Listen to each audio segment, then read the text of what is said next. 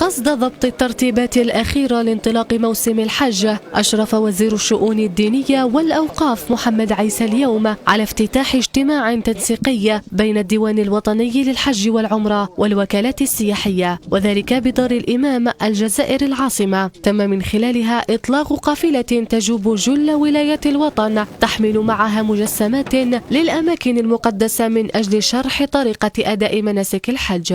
سوف تنطلق قافلة اليوم تجوب جل ولايات الوطن تحمل معها مجسمات للأماكن المقدسة، ترتفق معها أئمة، أطباء، مؤطرين، رجال إعلام، يحاولون أن يشرحوا لحجاج كل ولاية طريقة أداء المناسك.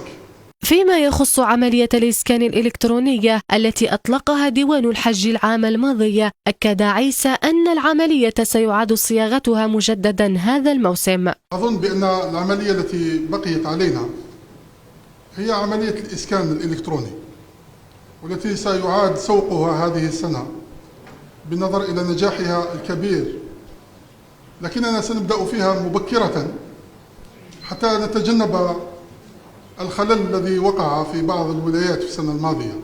كما حث الوزير ممثلي الوكالات السياحية المشاركة في تنظيم موسم الحج على العمل مع أعضاء البعثة لإنجاح موسم الحج وتشريف صورة الجزائر التي طالما كانت صورة سوداء نتيجة سوء التنظيم وانعدام الرقابة للوكالات.